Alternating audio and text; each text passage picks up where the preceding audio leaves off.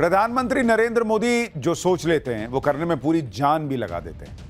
भले इस प्रोसेस में कई बार थोड़ा टाइम लगता है, जरूर कई बार छोटे छोटे स्टेप आम लोगों को नजर भी नहीं आते, मगर जब असर बड़ा होता है तब लोग डॉट्स मिलाने बैठते हैं बॉस, और चौंक जाते हैं। जब रिजल्ट आता है तो लोग कहते हैं कि अरे बॉस ये तो कमाल ही हो गया। नरेंद्र मोदी 3.0 में एक मिशन बहुत अंदर खाने चल रहा है, जिसमें देश में दिल्ली से लेकर दूसरे हिस्सों में कुछ ऐसा हो रहा है जिसका बड़ा रिजल्ट दिखने वाला है। आपने भी सुना होगा, एक डायलॉग है, सब पवित्र कर देंगे। समझ लीजिए मामला वैसा ही है। गंदगी समाज की हो या फिर सिस्टम की हो या फिर यमुना की हो, नरेंद्र मोदी ने हर लेवल पर सफाई शुरू कर दी। और जब से दिल्ली में डबल इंजन की सरकार बनी है, इसमें बहुत तेजी आई है। कहने के लिए दिल्ली की मुख्यमंत्री रेखा गुप्ता है, पुलिस गृह मंत्रालय के पास है, मगर बॉस अमेरिका चले जाइए, जापान जाइए, चीन चले जाइए, दिल्ली का जिक्र होता है तो ये फिर नहीं देखा जाता कि वहां किस पार्टी की सरकार है, कौन सीएम है। उनके लिए फिलहाल दिल्ली का मतलब सिर्फ और सिर्फ नरेंद्र मोदी है। इसलिए मोदी ने ठान लिया है कि देश की राजधानी को बदल देना है। जो काम पिछले 10-12 सालों से रुका था उसे फुल स्पीड में बढ़ा देना है, और यह होना भी चाहिए। इस काम में मोदी के टारगेट पर अवैध घुसपैठिए, रोहिंग्या से लेकर पूरे देश का SIR, दशकों वाला प्रदूषण और गंदगी से पटी पड़ी यमुना को पवित्र बनाना भी, और भी बहुत कुछ ऐसा है जहां तस्वीर बदलने वाली है।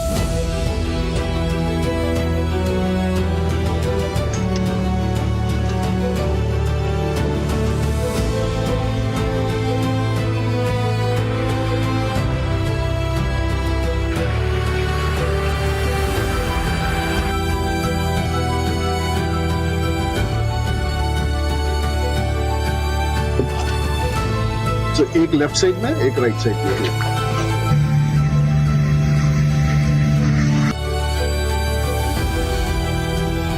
सफाई घुसपैठियों की हो रही है, सफाई यमुना की चल रही है। सांसों को स्वच्छ हवा मिले, ये मिशन भी ऑन है। गुंडे मवालियों के सफाई का अभियान भी जोरों पर है। प्रधानमंत्री नरेंद्र मोदी एक साथ कई मोर्चों पर एक्टिव हैं और डबल इंजन सरकार का इंपैक्ट भी दिख रहा है। षड्यंत्र के तहत, सोची समझी साजिश के तहत देश की डेमोग्राफी को बदला जा रहा है। एक नए संकट के बीज बोए जा रहे हैं, और ये घुसपैठिए मेरे देश के नौजवानों की रोजी रोटी छीन रहे हैं। एक घुसपैठिए मेरे देश की बहन बेटियों को निशाना बना रहे हैं। ये बर्दाश्त नहीं होगा। इस बार कालिंदी कुंज यमुना में कम से कम नजर नहीं आ रही है, जिसका सीधा सीधा मतलब है कि वाकई इस बार स्थिति पहले से काफी बेहतर कालिंदी कुंज में नजर आ रही है। मोदी जी ने कहा था कि हम जहां झुग्गी वहां मकान देंगे। आज उन्होंने झुग्गी के जगह पर मकान बना करके दे रहे हैं। संकल्प मोदी का है, विश्वास दिल्ली को है, उम्मीद बदलाव की है। सबसे ज्यादा जोर घुसपैठियों के सफाई का है, और वो इसलिए भी है क्योंकि खतरा देश की राजधानी दिल्ली के मुहाने पर आ खड़ा है। दूसरे देशों पर आर्थिक निर्भरता हमारी एकता को तोड़ने की साजिश है। डेमोग्राफी में बदलाव के षड्यंत्र। एक प्रधानमंत्री के नाते मैं नम्रतापूर्वक कहूंगा कि मुझे बहुत संतोष है कि हमारी सरकार इन चुनौतियों से तेजी से निपट रही है। जब वहां केजरीवाल की सरकार थी, मैंने एक वीडियो स्क्रिप्ट देखा। चले जा रहे हैं झुंड में, गोल टोपी लगाए, कहाँ कराने वाले हो? तो बड़े शान से बांग्लादेश। अरे जो आप आधार कार्ड इश्यू करते हो, वो आधार कार्ड लेकर, वो वोटर कार्ड लेकर ये दिल्ली तक आते हैं। आप उनको आधार कार्ड इश्यू न करो, आदमी क्या परिंदा भी पैर नहीं मार पाएगा। घुसपैठियों को राजधानी दिल्ली से चुन चुन कर खदेड़ा जाना शुरू कर दिया गया है, और इसके लिए स्टेप बाय स्टेप काम जारी है। सक्रियता का अंदाजा इसी से लगा सकते हैं कि पहले भी दिवाली में अवैध तरीके से एंट्री करने वाले बाहर किए जाते थे, मगर तब बांग्लादेशी और रोहिंग्या घुसपैठियों पर बहुत ज्यादा फोकस नहीं था। मगर इस साल के शुरुआत में करीब 900 अवैध बांग्लादेशी और रोहिंग्याओं की पहचान की जा चुकी है, जिनके पास फर्जी कागज पाए गए और उनकी गतिविधियां भी संदिग्ध थी। मान्यवर, ये बांग्लादेशी घुसपैठिए हो या रोहिंग्याज हो जो घुस कर आते हैं, पहले असम से भी आते थे जब कांग्रेस की सरकार, अब बंगाल से आते हैं टीएमसी की सरकार, घुस कर आते हैं। इनको आधार कार्ड दादा कौन देता है? नागरिक कहां के बने हैं? कहां के बने हैं? जितने बांग्लादेशी पकड़े गए 24 परगना जिले का आधार कार्ड और नागरिकता है मान्यवर। और ये जो आप आधार कार्ड इश्यू करते हो, वो आधार कार्ड लेकर, वो वोटर कार्ड लेकर ये दिल्ली तक आते हैं। आप उनको आधार कार्ड इश्यू न करो, आदमी क्या परिंदा भी पैर नहीं मार पाएगा। राजधानी दिल्ली से घुसपैठियों की पहचान करना इसलिए भी जरूरी हो जाता है क्योंकि ये तर्क देकर सवाल किए जाते रहे हैं कि बीते 11 साल में मोदी ने ऐसा क्यों नहीं किया। तो रिपोर्ट्स में दावा किया गया है कि यह समस्या 2017 के बाद से विकट हालातों में तब्दील होती जा रही है। इसीलिए डबल इंजन सरकार ने इसका ठोस उपाय निकालने की तरफ कदम उठा दिए। डेमोग्राफी मिशन इसी का सबसे लेटेस्ट अभियान है।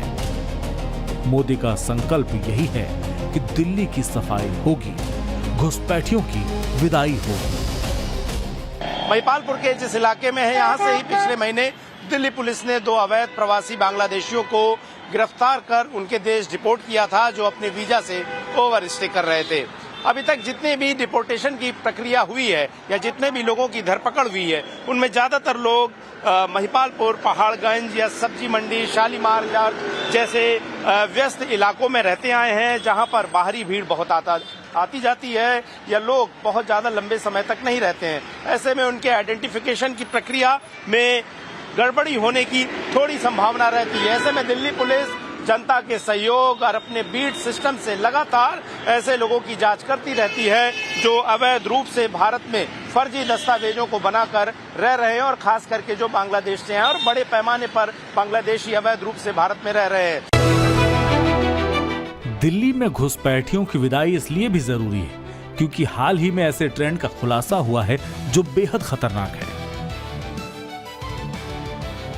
पुलिस इन्वेस्टिगेशन में सामने आया है कि 5 बांग्लादेशी घुसपैठिए ट्रांसजेंडर के हुलिये में पकड़े गए।